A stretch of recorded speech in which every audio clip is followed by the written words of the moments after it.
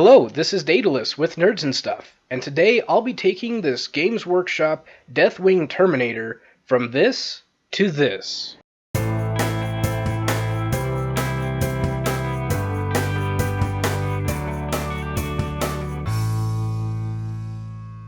Let's get started. So the first thing I'm going to need to do, since I will be doing the base on this model, is to drill a pinhole.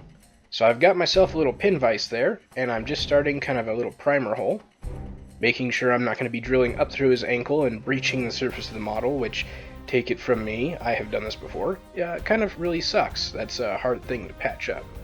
So I'm just drilling a little bit and then checking the test fit, making sure I've got enough in. There's not really a rhyme or reason to how far you go. With metal models, I'll set the pin in deeper. With plastic ones like this, it's not as important. So then I'm just gonna glue that pin in. So I'm just gonna get some glue over the hole and then just kind of take the pin and rub it in so that make sure get enough glue on the pin and get it up inside. Like, I don't want to just have the glue point be at the foot. I want it to be inside with the wall of the resin too, so it has a lot more contact points. Then I'm just using a little bit of accelerant so that I can get the glue to dry really quick and make sure it's a solid fit before I move on to painting and priming and all the fun stuff that you guys love to see. Now, I have built a little holder for myself. Some people use old corks. I've used that before, or old dried out paint pots. I just made some with cork. I made a few wedges, enough that I could hold and could put it in my vise and get some blue tack to hold the model in, and then we'll just prime it. So I've primed it black because I wanted to build up to a brown before putting in the bone color. That's kind of my technique. I go brown, then bone, then wash and stuff. But I need to get a good brown, and to build a good brown, I like to start at a darker color, which in this case is black, because none of my browns cover super well just straight on resin. So what I really need to paint the rest of these Deathwing Terminators is some brown primer, which is on my, to buy list. I could have just done this with my airbrush too, just primed it black and then hit it with the airbrush, built the brown, and then airbrush again for the bone color, which would really have been probably the better way to do this, given how finicky these two colors are and how they kind of require multiple coats to get good color coverage. But I wanted to show you guys how to paint it without that, because I know that 40k is a very popular game, and I'm really excited for the new edition coming out. I've actually been buying up some Dark Angels, so getting ready for those codexes to drop soon, and really excited by that. But that being the case, not everybody jumping into the hobby right away will have an airbrush. So, painting armor like this is difficult to get these good even tones, especially if you're in some of the chapters that have lighter colors. Or we'll say colors that don't have the best coverage, like Blood Angels, or pretty much anything that isn't like Ultramarines, or I guess the various, black tone chapters. And, you gotta remember all the sub-chapters too. But anything that could reveal brush strokes, you've got to go slow with thin multiple coats like I am, in order to build up these tones and have nice, even, good-looking paint jobs. I guess that's if you're concerned about having good paint jobs on the table, which, not everyone is. That's, not everyone's cup of tea. Some people just like to play the game. I personally am a painter who plays a game, not a gamer who paints. So that's just my preference and my 2 cents. Really excited for 8th edition, though. I had initially purchased these just to paint, and as it turns out, I have a lot of time now that I might be able to play this game once in a while. And I'm really excited that the rules have gotten more simplified. When I did kind of have that time open up, I looked at the 7th ed rules and was kind of taken aback by just how many there were. And from someone that played, I play War Machine, but compared to 40k, the War Machine rules are very simple. And it looked like a very hard game to get into without just completely bothering all the people at my local gaming store to teach me the rules. So I'm really excited for simplified rules. Something that I can play a game once in a while. I don't have to be hardcore all the time to be able to remain, well read in the rules. And also, to just continue on with the 8th Ed chat, I'm really excited because Terminators are going to be a thing that I guess is more relevant now. You know, they've gotten the 2 wounds, and I totally didn't just drop the model there. Nobody saw that. But the models are just so awesome, and when I got them and picked the Dark Angels, I was like, oh cool, I got pretty much a whole third of the army is attributed to just these Terminators. But then I started looking, or, well, I guess I got in a couple of Facebook groups and kind of started feeling out the chapter and what people build, and nobody built any Deathwing. And after more probing, they were too expensive, they died too easily, and they just weren't a viable option in 7th Ed play, which made me really sad. And I know, technically, anything is a viable option in any edition of any game, because the models exist and the rules exist. It just depends on how competitive your meta is and, you know, other people you're playing with, if you want to play more narratively. And while I'm not exactly a power gamer, I don't want to play just pure fluff. I want something that I can take down to the shop and maybe have a chance at winning, and not just have to get my rocks off on it being a fun narrative story, which is why I play RPGs. And you know, I kind of ran into that with Crix a lot in Mark III War Machine right after they rolled over. It sounds like they're doing fairly well now with the most recent, or I guess with the changes that will be coming out soon, kind of the newest errata. But right after the edition rolled over, a lot of the things that I like to build for fluffy armies, which was pretty much all I played, I'm not really a heavy power gamer, took a real heavy nerf bat, and it became very difficult to win with the fluff and not just jump in on the present meta so that I could continue to be relevant. And so I ended up just playing less and less, and in fact I still play now, but not very often. Which is yet another reason why I'm so excited for 8th edition, because now I get to play tabletop war games again. And I've been playing a few demo games of Age of Sigmar, and from what I've heard, some of the rules are transitioning over, and that's been pretty fun. It's been a fun experience to play. It hasn't been super competitive, and that's kind of what I like. Okay, so now that we've finally got that brown layer built up, we're going to move into the bone now. We'll finally take that next step and start building up the bone color, and I'm just starting on the power fist there. No particular reason, just a big ugly fist looking at me, so thought I'd slap some paint on it. And it is going to look pretty rough for this first coat, so bear with me, folks. If you looked at the intro, you'll see the finished product, and I promise it ends up looking a whole lot better. But I'm painting white on something dark, and if you've ever done that before, which if you're watching this, you're probably a painter, and you probably have, you know what I'm talking about. It's just going to take coats. Takes that patience, and, it'll be worth it. If you're painting along at home, prepare for 2 to 3 coats to be able to build up a solid bone color.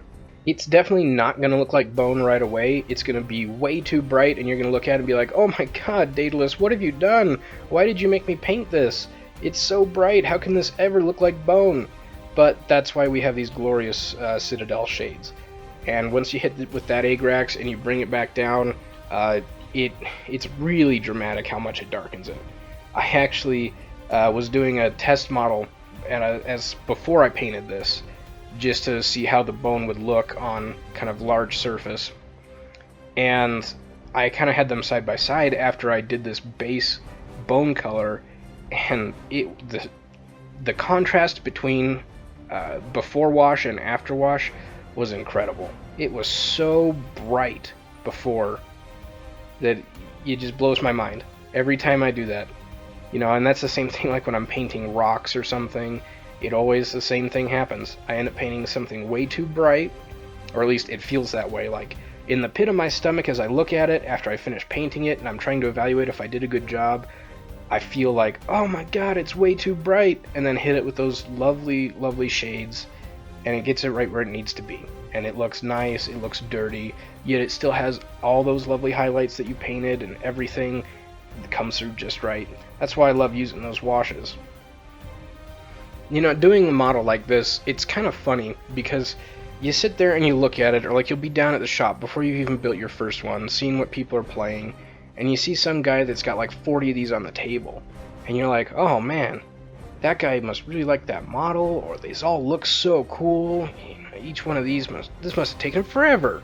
And then you get home and you finally build your first one, and you're just so jazzed about it, and you start painting it, and then you realize how much surface area these models really have. All these surfaces, all these armor plates, all of it takes multiple coats to get a smooth color. It's not like painting, a fantasy model or something where you have a lot of color transitions, because most of these are all really flat. They just have primary colors to them. They don't have a lot of multi-layered approaches. Now they might have accents to them like purity seals or crests or whatever, but when you're just at the real down and dirty of it, they are just primarily a lot of one color.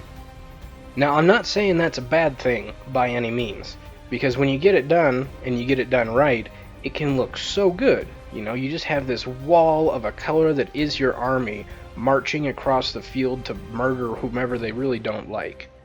And, it looks great. The uniformity is fantastic, but there's enough flair on each individual model that they all stand out. It can look great.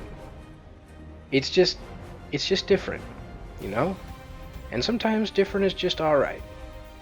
Now, for me, just getting started with a new army, I'm not going to have a whole lot of different for a little while because I have a lot of these to paint. Not these particularly, but a lot of these models I have like 2 or 3 color schemes. Well, technically 3 because I have the Deathwing, Ravenwing, and, more colloquially known as the Green Wing, or just the standard infantry. And so I'm going to be going through a lot of those in the next couple of months as I get an army ready to be able to play at the table. But that's okay. Most of that I am going to do at least primary colors with my airbrush. I will probably be doing some videos for you guys, at least initially, a Ravenwing bike squad maybe. Or I guess I do have a couple of other, hero type characters I'll need to get done too. But we'll have some more Dark Angels headed your way before I breach out and do some other fun things, like maybe some Salamanders, or I guess I could really, bite the bullet and paint a few Blood Angels, or some, Smurfs. Who knows? Who knows where I'm going? I also just got my Reaper Bones Kickstarter, so we have a lot in there to paint. That good old myth about clearing off your painting table is just that, a myth. It never happens. And you can sit down and tell yourself that I'm not going to buy anything else until I have painted everything in my collection. But I don't know of anyone who has ever painted who does that. Honestly, something comes along, and I guess I could be an exception. I'm a slow painter. I like to really take my time and enjoy each model. I take the time to enjoy them, and if I'm not feeling it, I don't paint it. But maybe that's why I take so long. But I guess there are some of those that it is just a chore that they just sit down and, force themselves through. And if that's how you paint, more power to you. I wish I could say that my painting, or my 2-paint shelf was clear, and that my armies were done. But I definitely can't. I'd love to field a fully painted army, and one day I shall. But for now, I have a lot of legwork to do until then. And if you are one of those players who does have everything in their collection painted, please send me pictures.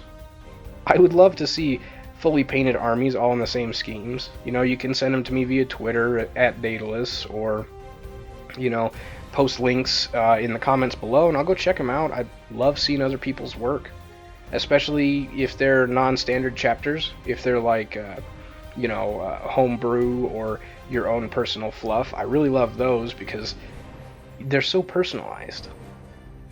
And I would love to have enough knowledge in the 40k universe to be able to create my own custom chapter, and maybe I will at some point after I get done painting these Dark Angels and get myself to a place where I don't feel like I need to buy anything more to be able to play regularly and have fun. Then maybe I'll build a successor chapter, maybe with the Dark Angels, but with the new rules and classifications, I guess I could technically just do any Imperium and still be able to use my Dark Angels, so I guess that's nice. But that's a long ways down the road. For now, I just gotta try and focus on what I've got in front of me. Otherwise, you end up with that faction fatigue and hundreds of thousands of models all around your house. You know, you'd be pouring out breakfast cereal and find bits in your cornflakes, and you know, at that point your friends show up one day when you get home from work. You know, they let themselves in and they're sitting on your couches and they're like, hey man, we really gotta talk about your little plastic problem. But nobody needs that problem, right? We can quit whenever we want. We don't have a problem with our plastic crack. It's society that has the problem, right? Yeah, we're okay. We're painters, brush lickers. We all gotta stick together against those that would want us to do other things like, you know, go outside or, you know, ride a bike. Yeah, we got this. So, anyway, what are you guys excited for with 8th edition? I mean, I've been sitting here yammering on about all sorts of fun stuff and easy rules. You know, how do you feel about it? Are you upset about it? Are you mad that, you know, maybe things are getting changed? Like, vehicles are really different now, from what I've gathered. I think they're more survivable, because they have wounds instead of just rolling on a random table to see if they explode, which is cool. I guess I only have a single one, because I bought a Gauntlet Strike Force, so I've got a Rhino that I've been putting together, which looks like I'm going to really have fun with painting that. It's a cute little model. Plus my first 40k vehicle. I will probably be making a video of it, so you guys will get to see me struggling with all those fun edge linings and all that good stuff. If you have any good advice for painting rhinos, let me know. Tell me in the comments. But do you like the changes to Terminators? Do you use them frequently? How did the other armies get affected? Did your orcs get really cheap? I know they were already kind of the cheapest thing you could get. I know that some things like weapon profiles have changed a lot, like plasma. If you ever use plasma, you don't have to roll Gets Hot. You just get a damage boost if you do. So that means your plasma people can stay in the fight a little while longer and deal more damage, which means that you'll be smoking those Primaris Space Marines easier. Which apparently, because we needed 2 wound Space Marines, our 1 wound ones weren't good enough. And what do you think of those Space Marines? I think the armor looks neat. You know, it seems like it'd be fun to paint. They look more size appropriate and very intimidating. It'd be nice to put some on the table, but I have plenty I need to get through to build a standard chapter before I expand into new stuff. You know, what do you think of the Primaris Space Marines? Do you not like that suddenly there's been these random Marines coming out of nowhere that have been in, you know, Mystery Land for 1,000 or 10,000 years since the Horus Heresy? I guess Mystery Land just being the Mars laboratories, but, you know, what do you think? I'm genuinely curious. I have so little exposure to the 40k game that I'm just trying to absorb as much information as I can going in so that I can be a little more better prepared and kind of get a good feel for what all's out there. So we have finally finished with building up this bone color. We got our 2 coats on everything, so now we're just going to take some aged bone, which we actually use creamy ivory for the armor. So I'm taking a Reaper aged bone and hitting all the parchment on the purity seals. So these should all come out looking like nice dirty paper. In fact, everything on this model should look dirty. I like to paint kind of in medias res, right in the action as opposed to right, you know, out of the spaceport. Just my preferred style, but your mileage may vary. Do what you like. So we're just going to be real careful not to mess up this lovely armor color that we have spent so much time trying to build up. And, you know, getting all these little curves and edges and the purity seals. I suppose I also should mention that I have picked up a new brush in the interim. I am now using Winsor & Newton Series 7. I have finally caved and purchased one. And, you know, I'll sound like just like everybody else. I really do like it. There are some times when the point's not quite fine enough for me, when I do need to step down at a smaller brush. It's not that it doesn't go to a small point, but sometimes I need less bulk in the bristles so that I can get into something like eyes. So I've got to switch over to a different brush, but most of everything that I'm painting now is just on a size 1 Series 7. So I was a holdout. I tried to convince myself that I wouldn't need it, but I caved. And I'm glad. I really enjoy the brush. Holds paint really well, and even when I'm abusing it, it will fan out, but as soon as I load the brush back up and just re-roll it on my palette or between my lips, you know, licking the old brush, it's good to go again. Great brush. And I'm kind of sad I held out this long. I've been missing out on a lot of easier painting over time. So now we're going to hit some of these armor accent points with the Vallejo Games Ghost Gray. So these are like the skull on the knee and the emblems on the shoulder pads. I have elected for my first squad of Terminators to just do white emblems instead of red on the shoulder pads. My next squad I will go red, and then after that we might do a white sword with red trim, although I think by the time I have a third squad I'll probably be picking up the veterans and some knights. I'm still holding off on buying too much until I can get my hands on the Imperium Codex and just the general rules. I want to really read through the rules and make sure I understand them before I go and buy an army that might not be viable, or buy too much of one particular thing such that I'll never be able to field them all. These are things that I'm really worried about because Games Workshop models aren't cheap, as you all know. And so while they are great quality, I mean, they're great pieces, I don't want to buy any more that I necessarily need. Now, if I get fun project ideas later on, that's different, but starting out, I gotta try and set myself a little bit of a budget so I can continue to have internet access and pay rent and stuff. Otherwise, the old GW store would bleed me dry. So I haven't had to switch over brushes. Like I said, this one, the nice fine point, is staying fine while applying, so that I can just just lightly dust across on that raised emblem, which is so nice to have as a dedicated kit and not just doing a transfer. The transfers would look great because I could just do it right after I'm done with the armor color, but I think as it being raised really helps it stand out, especially after the wash. It really gives it a lot of fine definition, so it looks a lot better, in my opinion, than a decal would, a transfer. So once we've got those done, we just need to get the feathers too. This little guy only has 2 feathers right around his right calf. Get the back side and the front side. And I'm not as worried about getting even tones on these, because if these are really like genuine bird feathers, like I'm assuming they are, then they won't have like a uniform color.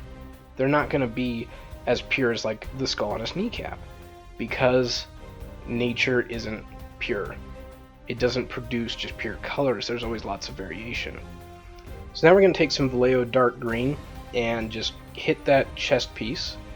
This is a really interesting paint. It's a really close color approximation to Caliban green, but it comes in a non-Citadel range, primarily being Vallejo game color.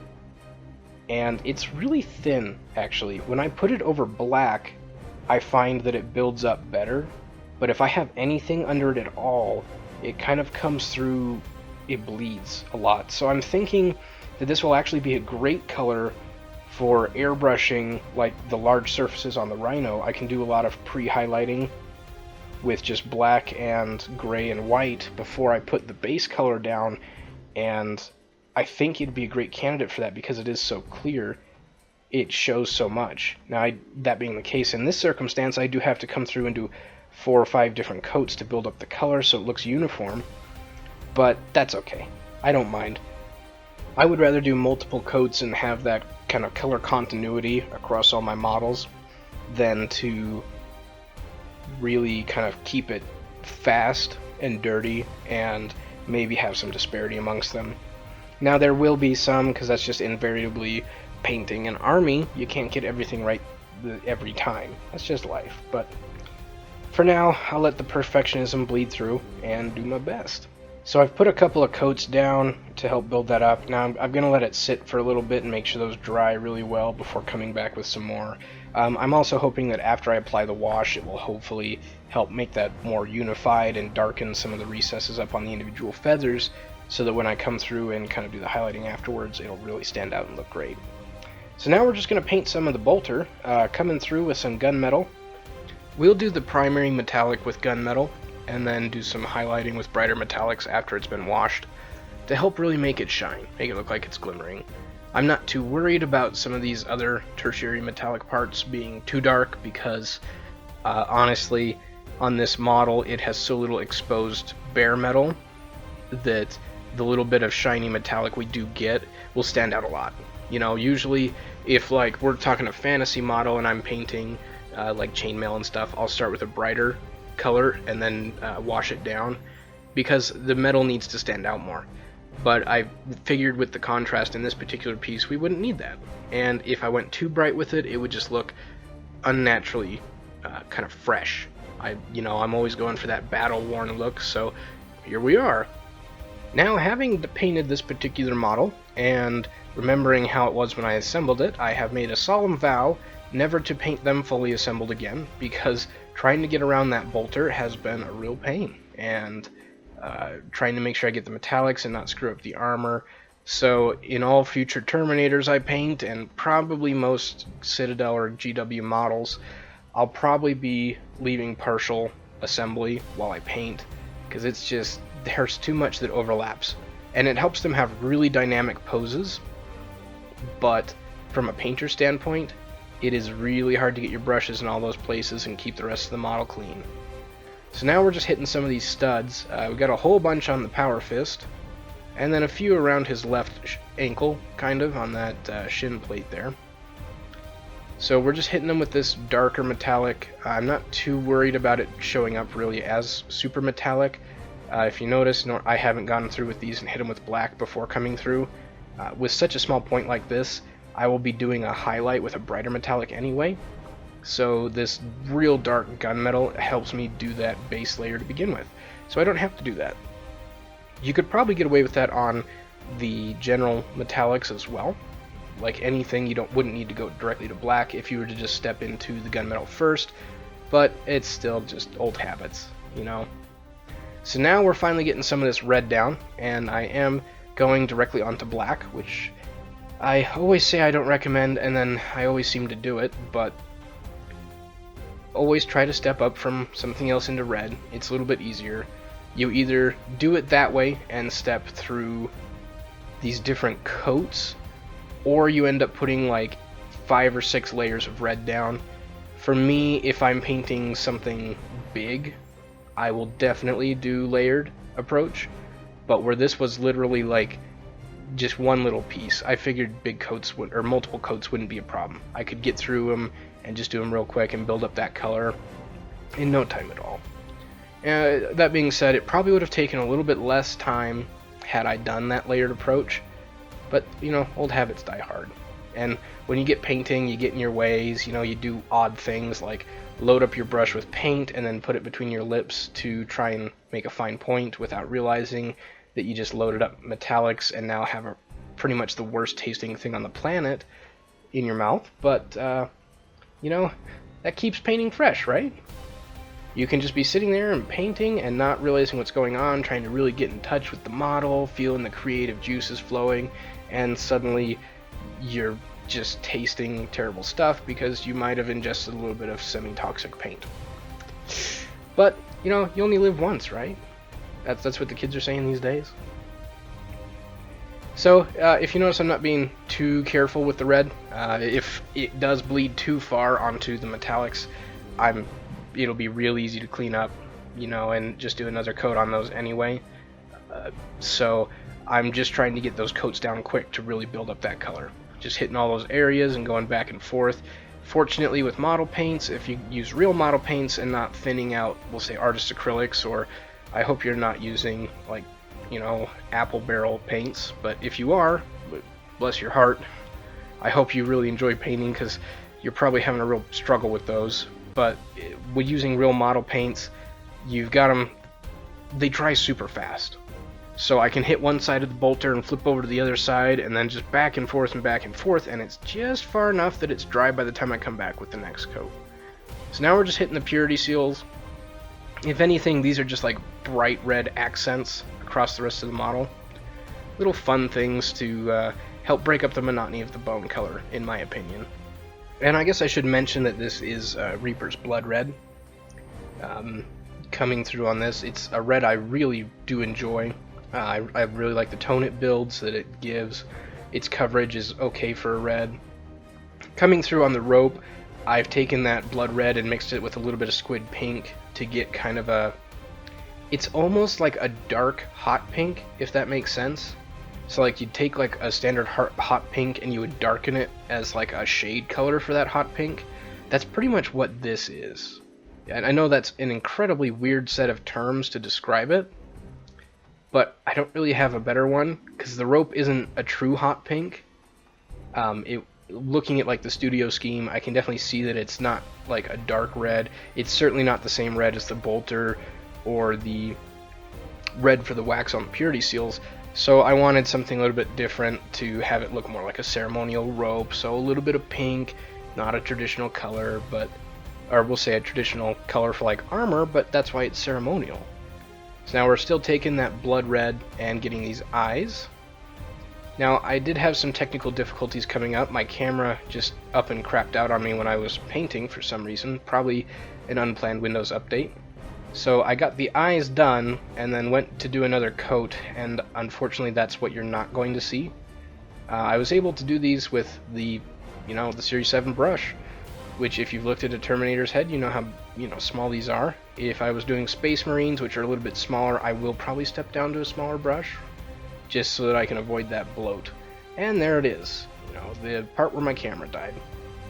So now I'm hitting a few of the metallics that I missed outside of the gun, cleaning up a few places where I might have bled onto the bolter.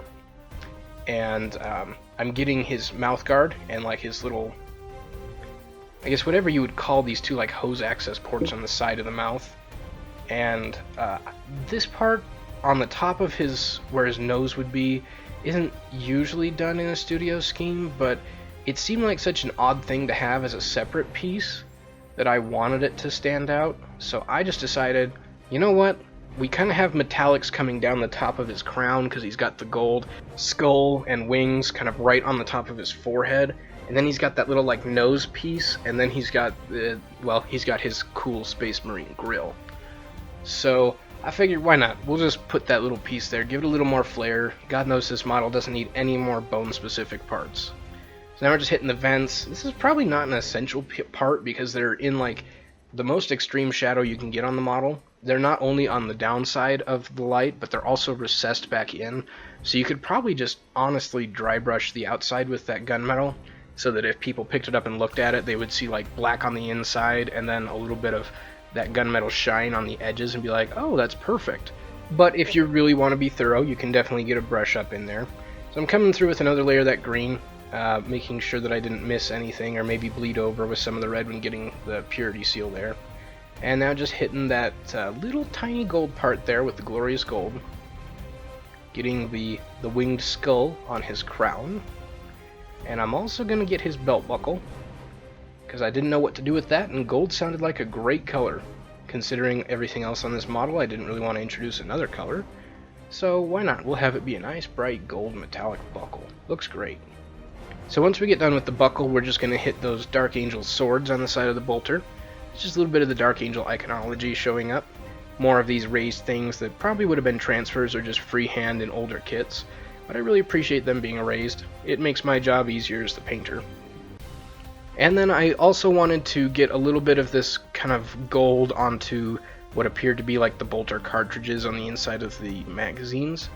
Just a little bit of flair. I mean, I could have pulled out a real brass to be true to what would be like earth ammo, at least in our day and age, but I think it looks good just being gold. There's so little difference between the two, and once you get the wash on too, it won't be that perceptible. So now just getting the silver down on the optics, or what would be the optics, before going back and doing a little more of that gold to kind of do another color, another coat. I can rarely get just a single coat of gold to look perfect. I've got to come back for 2 or 3. That's just kind of the nature of the beast. I never have that problem with silver. I think it's just pigment concentration with the golds. And I always have trouble with gold paint. It separates really bad. I have given up shaking my paints now, and I just use a power drill to spin them. So I will spin the golds before I use them for almost 2 or 3 minutes at, high RPM for a corded power drill, so that I can make sure they're really good and mixed. Because they just separate so bad, You know what I'm talking about. And maybe this isn't the case when using like the Citadel metallics where they're thicker. Maybe they hold out better and you don't have that same problem. So I'm just doing a few touch-ups in a few of the areas where maybe I bled over with some of the metallic paints, and getting some on this wrist there. So I'm just going to clean that up too. Just getting touch-ups. We're getting close to being done with base coats. And I don't like to leave too many of these as I go, or else they just start to eat at me. So now we're going to move into the kind of, we'll say, the machinations of the armor. So we've got these hoses going to like the power fists or just the fists themselves. We've also got like his movable parts, like the shielding around his limbs that's not armor, like behind the knees, or this would also be like the recesses of the elbows if you could see that, which fortunately on this model are all covered up. But should you be able to see them, this is what I'm doing. This is just Reaper's dark gray, or it's gray liner. It's a really dark gray. It's almost black, but I find that when you do hit it with a wash afterwards, it takes the recessed areas down to almost black, and the top stays a real light, or a real dark gray that's still very easy to see what's different between the two. And then I'll usually come back and hit the raised areas with that same light, or, well, I guess it's not really light, but that same gray liner again as a highlight to really bring out those raised areas and show differences between those and the recesses. And it actually ends up working out really well. I heard about this paint for a while, and I kept meaning to pick it up, and every time I would go to the local store that carries Reaper paints, they would always be out of it, until finally I went in after looking out for this particular bottle for, I'd say, probably 10 months, and they finally had one in stock, so I grabbed it right away. And then it was all separated, so I had to spin it for like 5 minutes to get it all mixed up well, and I have loved that thing ever since. Once in a while it gets me in trouble because I'll have it on my painting table and accidentally grab it when I go to do like the edges of a base, and so I end up putting down a real dark gray that I don't notice until I put them side by side with other bases, and then it's like, oh crap, well, now I gotta refinish this model because I just need to go and put another layer of black on that. So just cleaning up the armor pieces where it might have had some of that gray liner pop off, especially when getting those hoses up by the elbows. There's a lot of tight corners in there, and unfortunately that wouldn't be made any easier by going disassembled, or by painting disassembled, because unfortunately it's just so tight between them. It's a great cast, but it's something you just got to be careful with when painting. Either be careful or just get used to fixing little mistakes. I try to be careful, but I find I just most often fix little mistakes. So I was just taking a quick survey of the model, and I noticed that he has a sword in his belt. I guess it's almost like a ceremonial dagger, but sure enough, it's in a little scabbard, and it's tucked up right by that hip plate. So now I've got to take and put a little bit of black paint down. I am going to take this in multiple steps where it is such a broad surface, it really shows more than like the small nubs when I skip that underlying part with the metallics. And I've got it poking out the bottom and the front too from the back, so I've got to come up underneath. And I also found a ribbon, so I just decided to throw that in with some of that real dark green, that Caliban green replacement, because it looked like a ribbon, and whenever I see anything that's cloth that's not like the paper of the purity seals on Terminators, at least the Deathwing Terminators, it's always a green accent. So I figured that would probably be best to just keep with that, even if I wasn't quite entirely sure where that ribbon comes from, or what that, like, a sash may be. So I don't know if anyone will even see it, but, being thorough. Making sure to hit all these little pieces on the model, all the little parts of the sculpt, and keep them nice and clean. And now that we've got that extra little piece done, we should be good to wash. Just giving a once over to make sure I don't have any other spots I'm missing. So once you get that wash down, you can't pull it back. And then we're just going with straight Agrax Earthshade right onto the model, right out of the pot. This is part of my little bone recipe, which I released a thumbnail tutorial for a little while ago. And we're going to hit the whole model with this.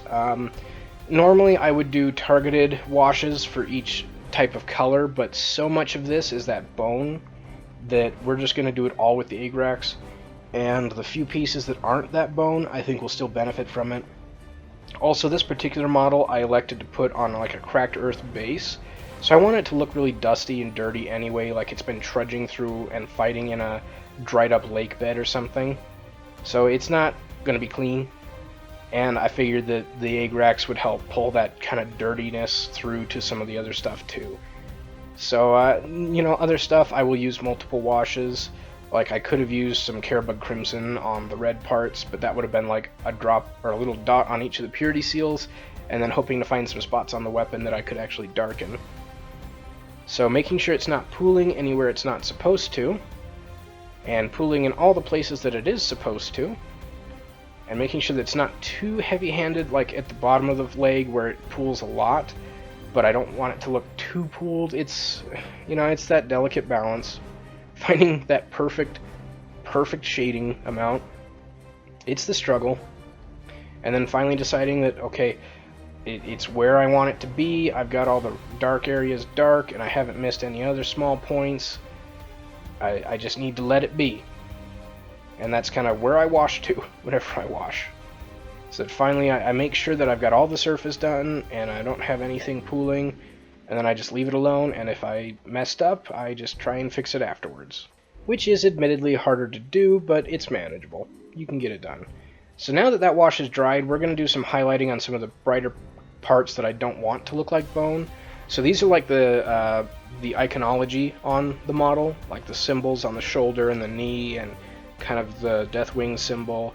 These are things that ended up looking kind of bone-like, but I really want to stand out because there's so much bone on the model that it really doesn't need more.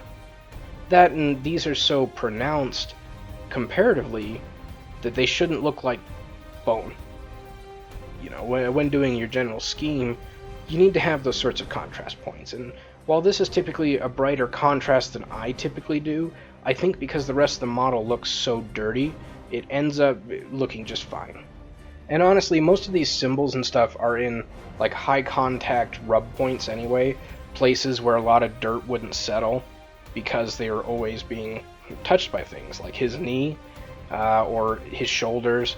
These aren't places where you have dust accumulate. It's not like crevices. These are like the bright wind-facing sides. So while it would hang out in the crevices in those specific areas, it's not going to hang out directly on them. So brightening them up, it just works. And even just looking at what's already been done on the one shoulder piece, I think it really lends a lot to the model because it does give that bright contrast. It shows that it's a really dark thing, but it also has these parts that are really important to it, which are these, you know, unit symbols, the symbol of the Imperium and the Deathwing themselves, that are more important to the model. So maybe, who knows, maybe in the field of battle they do wash those. They keep those nice and bright, whereas the general armor they don't. Although, honestly, I think in the grand scheme of things, they don't exit their power armor very often, but like I said, I'm still reading up on the lore. And the lore is what you make it. So if I want someone to wipe off their shoulder pad symbols so that they can more brightly define who they're with, I think that's well within reason. It certainly makes sense to me. And you just seen more of that work with that brush. If you notice, I don't think I've switched... Well, okay, I used a different brush for the washing because I like to have a bigger one to apply more wash to the model at once. And I was just putting a little dot of paint in the eyes of the skull on the Deathwing symbol because I kind of flubbed that a little bit. I got a little bit too heavy-handed and the tip of the brush slipped in. So I was going to start by just doing some edge highlights down here to pick out a few points, but then I kind of realized that this skull isn't like a real skull. This is like an icon. This is something that's added to the model. It's not like, hey, I killed this thing, now I'm just going to fix it here, because a lot of Space Marines have that skull in general. It's like one of the, we'll say the general Imperium symbols. And if you've painted some. I think you know what I'm talking about. That one and the one on the left shoulder are both, I think, more standard across all of the Space Marine affiliated factions. So now just coming back through with that blood red and hitting a few highlights on the purity seals, and I'll be doing edge highlights on the bolter too, now that we've finished with the white highlights. Or not white, it's that ghost gray still, but... So just hitting a few of those edges and getting that middle dot so it looks like there's some nice depth to them. Sometimes when I do purity seals, I'll actually take a little bit of pink and mix it in, almost like that dark hot pink that we used for the rope. And I'll get the edge highlights of the wax for that, because I think that's more of a color that the wax would reflect. But, you know, it just depends. And that's where it just comes in your own personal preference. So I'm just redoing the red on the eyes, making sure they're nice and bright still. I will be highlighting those up, but then just hitting the edges on the bolter so that we can see a little bit of panel distinction, a little bit of wear. I didn't want it to look too worn, or I would have done like scratches and stuff on the paint on the bolter. It's just varying levels of, we'll say, combat damage. These, while I want them to look dirty, I don't necessarily want them to look injured, if that makes sense. So they could be effectively fighting on the battle, but not effectively being fought, if that makes sense. So it's more like them just marching a lot and not necessarily trading fire. So they have probably been in the battlefield, but this is the first engagement they've had. That's why they're still at full strength. So it's like in the middle of the action, but at the start of the important part of the action, if that makes sense. It probably doesn't. I'm probably just talking out my butt here, but yeah. Painting them so like they're right and fresh at the start of a fight. That's what I'm after.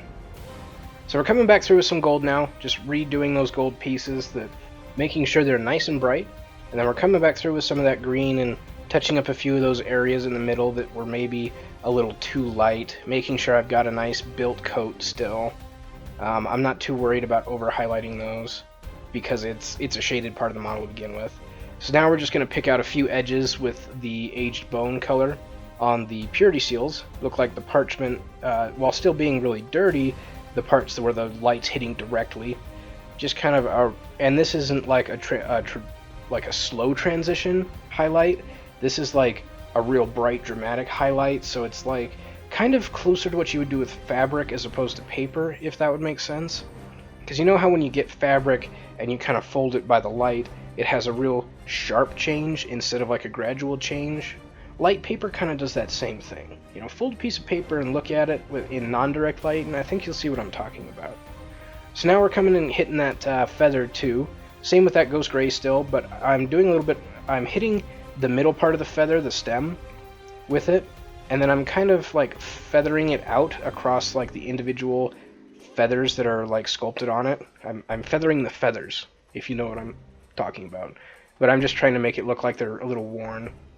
So now for a little final detail on the purity seals, I've taken just a little bit of black and I did thin it so it's not like a direct sharp black. It'll dry semi opaque, and I'm just making like little text so the purity seals look like they've been written on.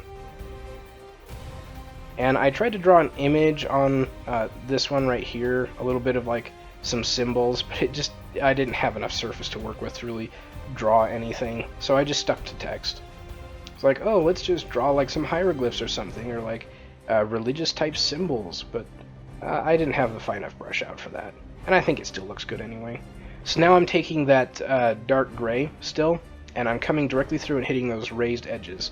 And if you can see on the back of his left knee, you can already see where that is standing out really brightly, because even in the shadow you can see that like shine on the black that would look like kind of more of a hard rubber type material as it catches a little bit of light. So I'm hitting that on the hoses. They've got kind of those reinforced parts, and also on the backs of his knees.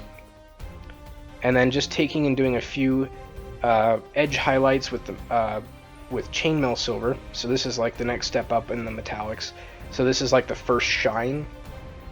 and these are just like showing the worn parts of the metal.